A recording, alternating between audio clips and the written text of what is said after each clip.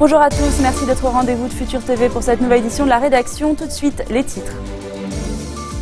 Au Liban, les déchets emportés par les pluies le long des routes. Chayeb fera des révélations si le plan de gestion des déchets n'est pas appliqué, prévient Wael Abou Faour.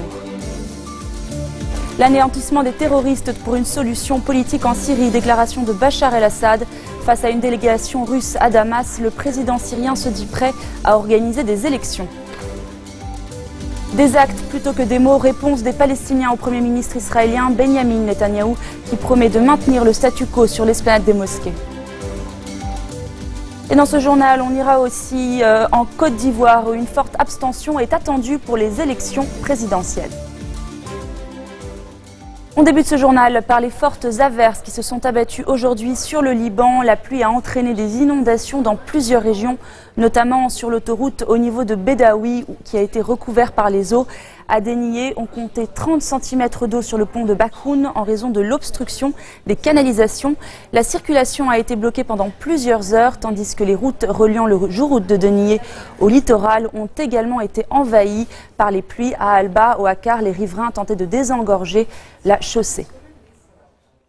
Cette journée d'averse a provoqué le scénario que tout le monde redoutait, à savoir le spectacle des déchets emportés par les eaux. Les pompiers de la défense civile s'efforcent de dégager l'ensemble des routes. Ce dimanche, les fortes pluies ont déversé des déchets sur plusieurs axes sur l'ensemble du territoire libanais. Le ministre de la Santé a quant à lui contacté le gouverneur du Mont-Liban pour s'enquérir des mesures sanitaires à prendre. Chayeb fera des révélations si le plan de gestion des déchets n'est pas appliqué, prévient par ailleurs Wael Abou Faour. Près du fleuve de Beyrouth, une opération nettoyage a été lancée par le collectif Vous Puez. Les activistes mobilisés depuis 3 mois contre la crise des ordures ont entrepris de ramasser et d'empacter les détritus stockés le long de la rivière. Autre mobilisation à Dalié, Raouché, à Beyrouth, à l'initiative cette fois-ci du collectif Le Changement Arrive. Les activistes ont protesté contre le grand projet de développement qui menace la côte de la célèbre grotte aux pigeons. Une opération déblaiement a été lancée par les militants. Ce projet préoccupe fortement une partie de la société civile. La campagne pour la protection de Dalié et Raouché appelle à l'expropriation des terrains privés et à la création d'un espace public ouvert. Et un autre mouvement de protestation aura lieu demain, celui des enseignants qui observeront la grève à l'appel du chef du syndicat des enseignants des écoles privées. Némé Marfouz a aussi appelé les professeurs à participer au sit-in organisé dans les différents gouvernorats du pays. À Beyrouth, pour une visite de 2 jours, Gérard Larcher est rentré hier en France. Juste avant de prendre l'avion, le président du Sénat français a fait le bilan de son séjour lors d'une conférence de presse. Gérard Larcher a par ailleurs révélé l'annonce dans les prochains jours d'un programme d'aide au Liban. Évoquant, je cite, la glaciation des institutions, le président du Sénat a souhaité un sursaut des Libanais. On l'écoute. Mais qu'est-ce que la France peut apporter? Alors qu'hier soir, les titres, c'était... Allez, à Riyad, Moscou, Washington. Est-ce que vous pensez que c'est simplement comme ça qu'on va trouver la paix, la stabilité? Est-ce que la France n'a pas, avec l'Union européenne, un certain nombre de choses à dire? Et donc, c'est le premier des sujets. Le second des sujets, c'était de nous informer sur la situation, sur les institutions libanaises. Nous observons qu'elles entrent dans une inquiétante période de glaciation. Et pourquoi ne pas vous le dire, ma rencontre avec le Premier ministre, ma rencontre avec les ministres, un certain nombre de ministres de toute sensibilité, avec qui nous avons été à cœur. Ce pays n'a pas de président de la République. Ce pays a un gouvernement qui tout doucement est conduit vers l'engourdissement, avec des difficultés à prendre des décisions qui appartiennent, j'ai été ministre, au quotidien, mais aussi la paralysie du Parlement au-delà de l'élection présidentielle. Parce que, par exemple, un certain nombre de décisions indispensables, y compris pour la Banque centrale, de décisions très importantes pour le soutien aux populations libanaises. Je pense au contrat, si on ne parle que de la France, de l'AfD, par exemple, ont besoin de l'avis du Parlement, ont besoin du sceau du Parlement. Et donc, nous avons fait un large tour d'horizon, non pas pour nous immiscer, mais pour accompagner, aider, et être aux côtés. Je dois dire que, à la fois, j'ai trouvé beaucoup plus d'inquiétude que dans ma rencontre avec votre Premier ministre au mois de décembre à Paris, où nous avions été. Je l'ai trouvé beaucoup plus inquiet face à un espèce de mur, et je ne fais pas un jeu de mots, mais sur le sujet. Mais en même temps, je ne sais pas pourquoi, je me dis que les Libanais, à un moment, vont avoir au moins un sursaut pour permettre quelques avancées. Je le dis simplement à nos amis libanais, vraiment sans donner de leçons. Il faut le faire, il faut avancer. Et il faudra que ce pays ait un président. Ce sera aujourd'hui, ce sera demain, et c'est d'abord aux Libanais eux-mêmes. L'anéantissement des terroristes pour une solution politique en Syrie, c'est ce que propose Bachar el-Assad pour préserver l'intégrité de son pays. Le président syrien s'est exprimé face à une délégation parlementaire russe à Damas. Selon un de ses membres, le député Alexandre Youtchenko, Assad serait prêt à organiser des élections avec toutes les forces politiques qui veulent que la Syrie prospère. Une fois que la Syrie aura été libérée du groupe État islamique, un scrutin auquel le chef du parti bassiste a l'intention de participer. Je cite, « Si le peuple n'y est pas opposé », ajoute Youtchenko. Hier, l'armée syrienne libre a rejeté la proposition de Moscou qui avait envisagé des élections en Syrie. Et sachez que le ministre saoudien des Affaires étrangères, Adel Al-Jouber, a déclaré dimanche que les discussions pour trouver une solution au conflit syrien avaient un peu progressé, mais que de nouvelles consultations étaient nécessaires.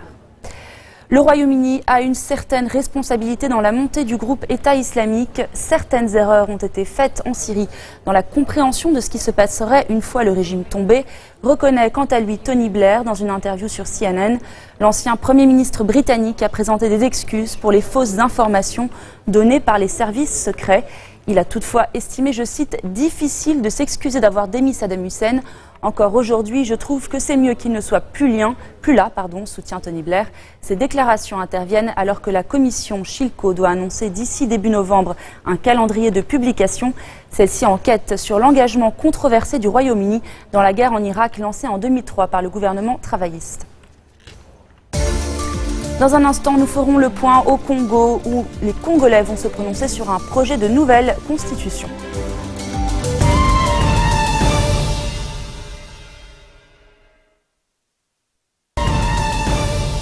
Les violences toujours très fortes au Proche-Orient. Un Palestinien de 20 ans a été grièvement blessé à l'arme à feu par un colon ce dimanche. Selon la police palestinienne, il participait à la récolte des olives dans un village au nord-est d'Hébron, dans le sud de la Cisjordanie. On ignore les circonstances exactes de l'événement. L'auteur des coups de feu a pris la fuite. Un peu plus tôt dans cette même localité, un Palestinien a blessé sérieusement un Israélien au couteau près de Mézad avant de s'enfuir, rapporte quant à elle l'armée israélienne. De leur côté, les Palestiniens ont déclaré dimanche attendre des actes plutôt que des mots. Le numéro 2 de l'Organisation de libération de la Palestine, Saeb Erekat, réagissait aux propos tenus la veille par le Premier ministre israélien. Benjamin Netanyahou a promis de maintenir le statu quo sur l'esplanade des mosquées.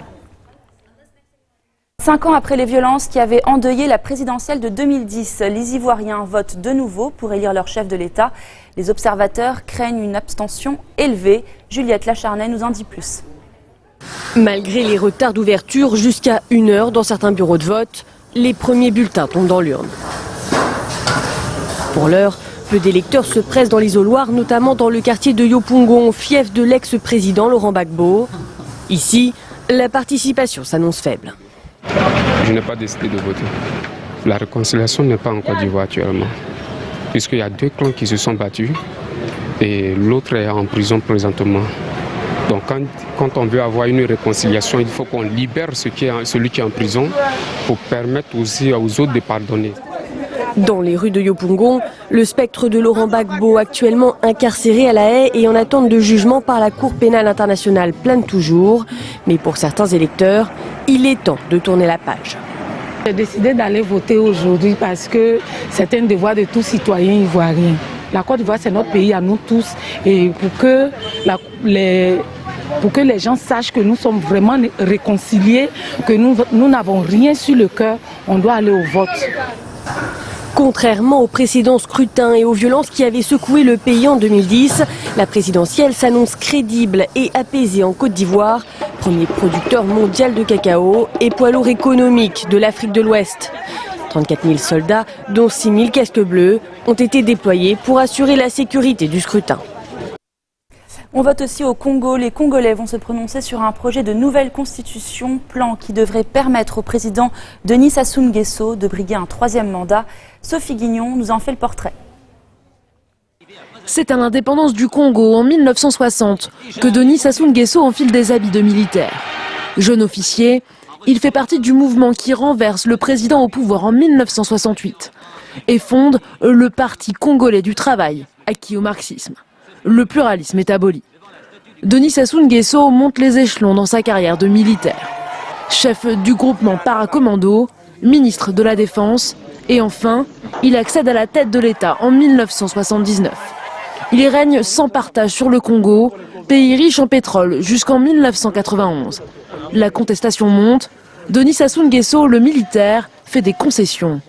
Le multipartisme est autorisé, mais il ne sera pas réélu l'année suivante. Ces milices vont s'opposer à celles du président Lissouba. C'est le début des années noires au Congo. Le pays subit 3 guerres civiles, rien que dans les années 90. Après un exil de 2 ans en France, Denis Sassou Nguesso prend le dessus militairement, puis politiquement. Lors des présidentielles de 2002, il a officiellement été élu avec 90% des suffrages. L'élection avait été boycottée par l'opposition. Même scénario en 2009. Denis Sassou Nguesso est réélu avec 78% des voix. Une élection, elle aussi contestée.